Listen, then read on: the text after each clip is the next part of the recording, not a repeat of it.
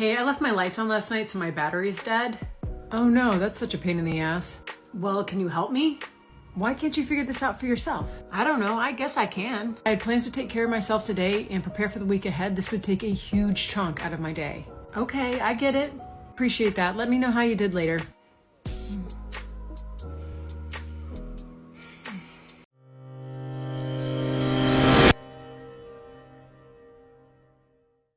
In the skit, Codependency Cured, I try to convey a codependent dynamic between two friends, where the woman on the yoga mat, relaxed, calls this certain friend because she generally acts as the problem solver or rescuer of the two. Her friend unexpectedly was trying not to follow her codependent tendencies that day and planned a day to take care of herself and her needs, which is not selfish. She set a boundary by stating her plans and asked her friend to try and figure it out another way. But for the codependent person, this boundary was very difficult to set because as soon as she does this, she is struck by pains of guilt that sound like this internally.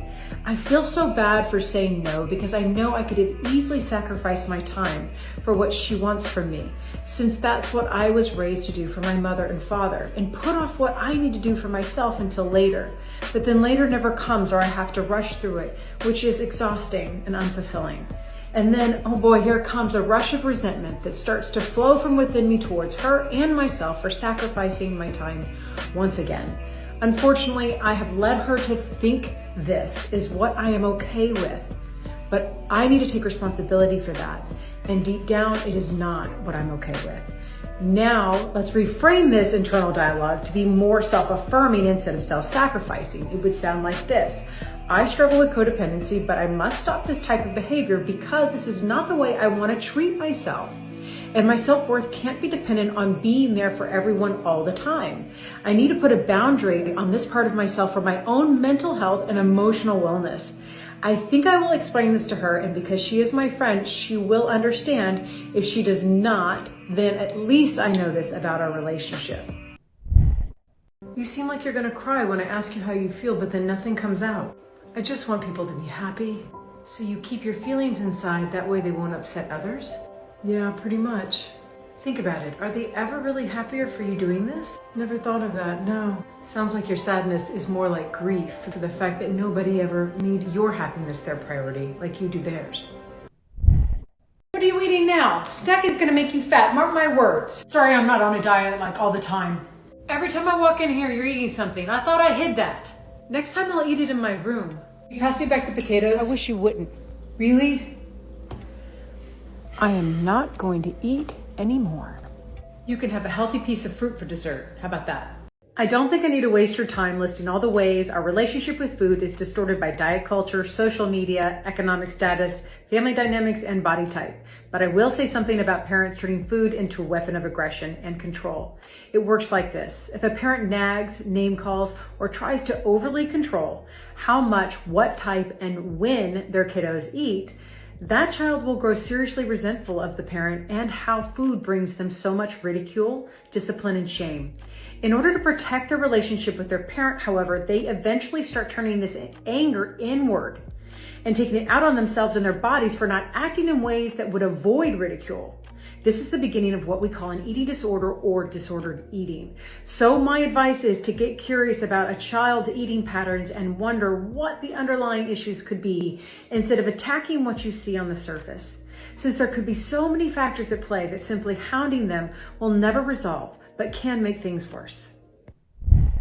Why do I light up like a Christmas tree every time Sam gives his attention to me, and then get so jealous when I see him even give the most superficial levels of attention to someone else? It's because there's a deep insecurity in me for not getting the attention I needed when I was younger to feel lovable, or that I saw it given to my siblings or step-parents over me. I hate this feeling. I wonder what to do about it now. First off, if you watch my skit on jealousy and attention, you'll see how it's linked to our childhood, and that will help you understand why this behavior keeps happening to you now, especially if you haven't worked through it. So the first thing you need to do is acknowledge how dangerous it is for you to emotionally base your self-worth on someone else providing you with their constant attention. Instead, you would do better spending time nurturing and focusing on yourself and your interests to establish a stronger sense of self-worth. Because you have emotional value. You are worth being in a relationship with. You are lovable, and you don't need to sacrifice yourself to receive love or be in a relationship that requires this from you. So, how are things going with Sam? Always like all the rest, you know how I like to date men. They're emotionally unavailable, give me breadcrumbs of attention, and communicate with me when it's convenient for them. Wow, sounds exciting. Yeah, it's like a roller coaster ride in my mind at all times. One day I'm gonna have the self-respect to get off. To get off the emotional roller coaster of a relationship that required you to stop growing, wanting more for yourself, or feeling anything other than despair or fleeting excitement means you have to start valuing your time, your emotional worth, and desire to grow out of relationship patterns that remind you of your childhood. Codependency teaches us to complain, describe, and project our negative feelings outward onto others and other situations instead of facing our feelings, expressing them responsibly, or taking appropriate actions to regain our agency and change the situation if necessary. So catch yourself next time you fall into a web of complaints, because it's only going to leave you feeling helpless inside. Codependent minds are wired to ignore red flags. I repeat, codependent minds are wired to ignore red flags because in order to survive the negative behaviors of our caregivers, we learned how to justify their behavior by taking the blame for it or not questioning it at all, which is denial. This is exactly the model of thinking we use in adulthood that gets us into so many hurtful situations. So you must learn to pay attention to your underlying feelings and see the red flags as indication that you must figure out how to address the situation in a self-protective way. You've been in bed all day. What's going on? Sam broke up with me this week. It's okay, sweetie. Don't be sad. It's not like it's real love. What is that supposed to mean? It means you'll have plenty of boyfriends. Get over it and get in a better mood. Nobody likes you like this. And she wonders why I don't talk to her. I wish I never said anything. 3 ways you can help your teen through difficult emotional experiences look something like this. First, we got to look within ourselves. How do we handle difficult emotional experiences? Do we become introspective? Do we allow ourselves to have feelings at all? Or do we generally just turn them all inward and hurt ourselves with them or project them outward? This is such an important part of being a parent that requires self-inquiry and our own personal growth.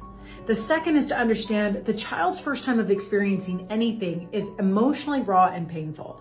They don't have a lot of experiences to compare or buffer the one they are in now with. So it's important to keep this in mind so you can better empathize with them and where they're coming from.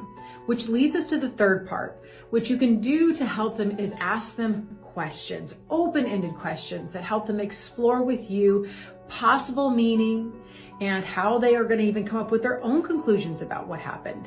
You might even ask, what's the silver lining that you learned from this? And finally, relate to one of your experiences to show you know how it feels, but leave plenty of room for them to explore how they feel.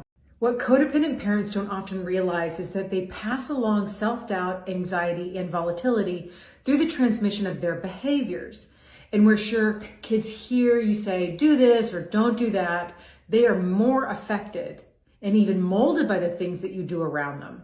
So I like to help parents realize it's not just what you say that affects them, but how you act that encodes itself on your children without them or you even knowing it's happening. So become more aware of how you act and present yourself around your children if you want to influence them in positive ways and on deeper levels.